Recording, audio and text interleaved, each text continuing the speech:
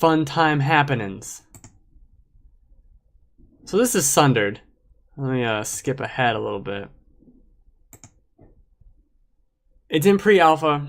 You can't really, I don't think you can get into it, but I got a code for it to preview for the game fanatics. Played about 4 hours of it. There's a lot of content here. There's a lot of replayability here. There's a lot to go into.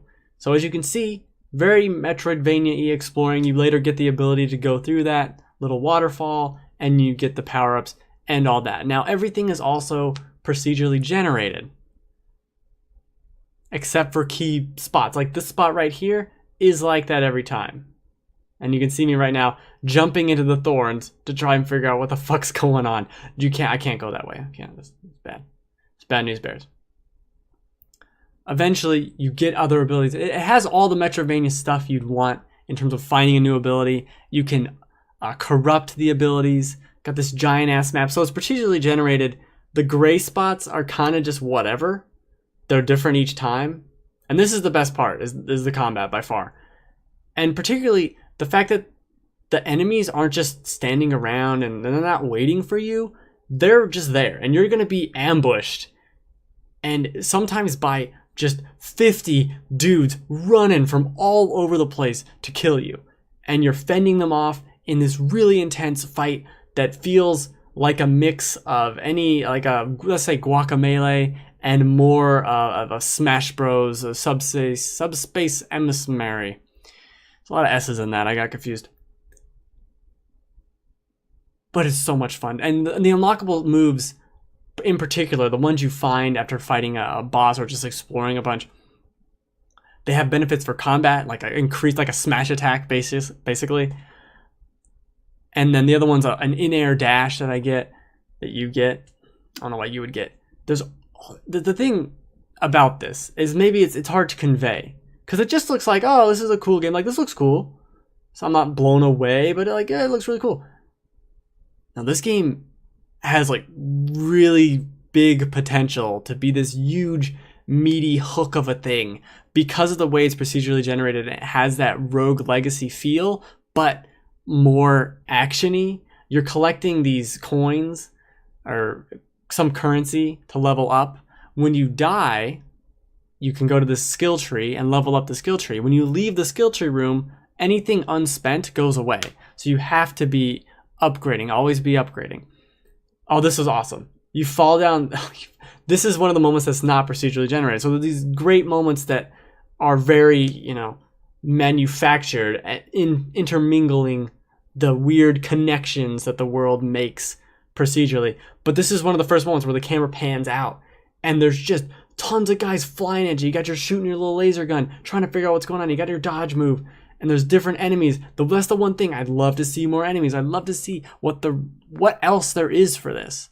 Because the skill tree, you can upgrade, all different aspects of your, health and attack and all that sort of thing. Your shield, you have a rechargeable shield like Halo 1 is how it feels like to me. In a super cool way. And I don't think I've seen a Metroidvania do that. But this was such a cool moment. And you fall down this room and get attacked. It's like the first real big enemy swarm that I fought. And that's when I saw the potential here, because as I kept exploring and kept going further and further into it, there'd be more and more of these moments of just 50 guys flying around. You got these things shooting projectiles at you. You got the other ones just jumping at you. The other ones that are just big and hulking with tons of HP. They don't really do much, but if they hit you, you're going to go flying over there, and then you gotta deal with those guys. There's the other guys making walls in your way, and you can't get out of. We gotta smash the thing so you can go through the wall. And like, all these layers upon the combat and the exploration, which is a ton of fun to do. This is a game I don't think I ever really heard of, and now it's very easily one of the ones I'm super excited for. They did their Kickstarter. It's already successful. Doesn't really matter. You can go on their Kickstarter and look at it if you really want to. But this game, fucking beautiful hand-drawn little dudes. Such smart things it does with the camera too. Like when you drop down that room and it pans out, the boss at the end is huge, and it just zooms out. You're this tiny little guy, and this giant weird like half spider creature is the boss fighting it. So much fun to do everything. Like from combat, exploration, seeing everything. There's a few minor issues in these like weird, what are they? I don't know, like weird little egg things that you break and they just blow up with money and stuff in them.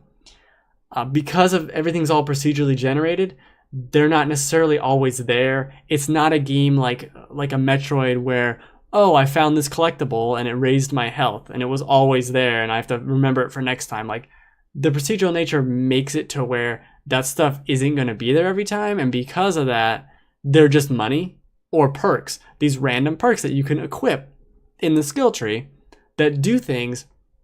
Like one was, it gave me more shots for the gun. You have 5, it's super powerful and whatever. The one I got gave me more shots for it, but made it do like 50% damage. So I had 15 shots instead of 5, but I did half damage. And then there was another perk that when I died, it would revive me. It would kill like some of the enemies around me and revive me, but all experience I got was halved, which was nice because I'd get to a point during the skill tree where I had unlocked everything. And so I was like, I don't really need all this experience. I need to get further into the map and get the new ability to unlock another node. So if you look at the skill tree, the big circles toward the left and right and the middle, those are different abilities. So at the top there, the shield, that's one ability I already have, the regenerating shield. The left and right are the other 2 abilities you get. And you can't go down that skill tree unless you have that ability and have found it. So that's really cool. I love that. I want them to expand this. And I think that's what the Kickstarter said was one of their goals, was to kind of add more depth or something into the skill tree, which I think is super awesome. I fucking love skill trees. And this one, I mean, I played 4 hours of the game. I could have beaten it sooner, but I just kept exploring like these different little areas. Like, there's no reason to go over here, but I'm just going to keep exploring and see how far I can go in this direction. There's no real punishment except that I have to explore again, which is fun. So who cares? That was awesome. There's these optional little bosses you'd fight. Well, I fought the same one twice. Maybe I'm hoping there's more than just the one boss. But I fought him, and it was a pretty cool fight. It's you can kind of figure it out. That's the one gripe too, is a lot of these enemies and a lot of these bosses in particular have very limited attacks. This boss really, besides jumping around the room, he just launches things at you. And even the final boss of this demo, or alpha, or whatever, he kind of walked around, had his one like big attack, and then another attack, and the other thing was just dodging his turrets, which was kind of annoying at times. But I'd love to see more like diversity in attacks and stuff like that. It's not a Salt and Sanctuary kind of situation where the bosses are super difficult in a way that's like, I got to do all this strategy. I got to make sure I dodge this thing. It's like, no, you can kind of, especially the mini bosses aren't a huge threat. And since they only have one attack, it's not, this is me figuring out like, can I go back? They're not a huge, they're scary the first time. You're like, I don't know what the fuck this guy's doing. But the mini boss, since I fought him a second time, wasn't a big deal or issue to overcome. Then they lock the room away. I never really understood that, and I don't know how to get back. I don't know if I can just like quit out the game and go back to the perk screen if I want to at any time. That was weird to me. I feel like that needs to be an option somewhere to like end the run or something. That's for the bosses. But, oh, you fight the mini bosses and you get this item that if you go back to the room where you got a new ability, you corrupt it, which I mentioned before, and it changes the ability a little bit. So the midair dash you could get, when you corrupt it, you can dash now. Like, you used to be able to dash just basically horizontally. Now you can dash in any direction. There seemed to be no reason to not corrupt it, and they kept saying on their Kickstarter and all that there's like a negative, or there's at least an alteration to the story if you corrupt these abilities. But in my opinion, they're too good to not corrupt, especially that one. The other one, which was just basically gave you a smash attack to break down these certain walls, that one I could see not corrupting because it just kind of changed its form. I couldn't tell you if it gave me more damage or not.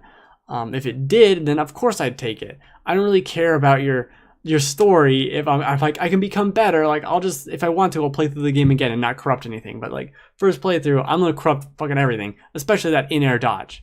And it better not be doing that silly thing that Bioshock 1 did, where you harvested one and now you get the bad ending because you did 1 out of 14 bad things. Don't do that. That's not good. Don't do that.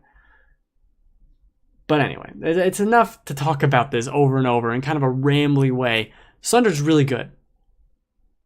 It's really good. Bottom line, really good. This 4 hours basically felt done. Like there's some little weird points. It doesn't. Yeah, I can tell when the game loads something because it kind of hitches for a second. But barring a few little issues and wanting to see more enemies and all that, the game feels pretty complete, which is super awesome because I want this game now. Like, it's coming out in June or July. I don't remember which one. This summer. We'll just say there's no official date. Otherwise, I'd have it written down. But there's something about it. It's one of those things you sit there, like, if you've seen, I saw 5 seconds of gameplay for this and I was like, I'm done. I don't need to see anymore. I'll play it. I'm in, right? And that's it. I played 4 hours of it. I was like, I'm super fucking in. This is a good, solid game that I want to see more of, and I want to just go in and play. We are getting a ton of metroidvania games. This is one that changes things with its perk tree and the shield. It does enough different to really not just feel like, oh, it's Symphony of the Night, or oh, it's, you know, in kind of the same way like Salt and Sanctuary added Dark Souls into Castlevania. That was enough to make it feel very different. This does its own thing very fast, very fucking fast when you're getting assaulted by 100 of these things, which, like this, when you're fighting one guy, that's the beginning. That's the beginning, and you're like lulled into this false sense of security of like, oh, it's just the one guy, who cares? Oh no, shit gets real. Let me see if I can find a moment. That's the perk guy. Go over here. Oh yeah, this is totally when I fuck something up. That's probably most of it though.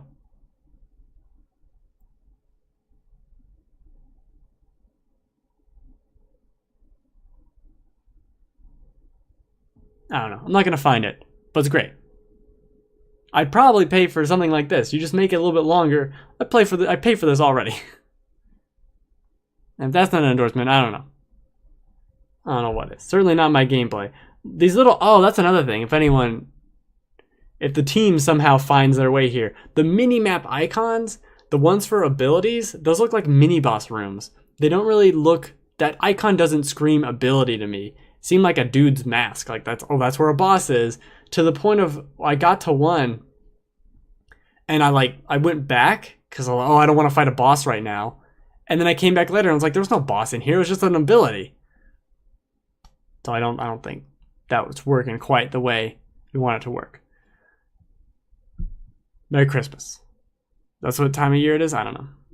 All right, moving on.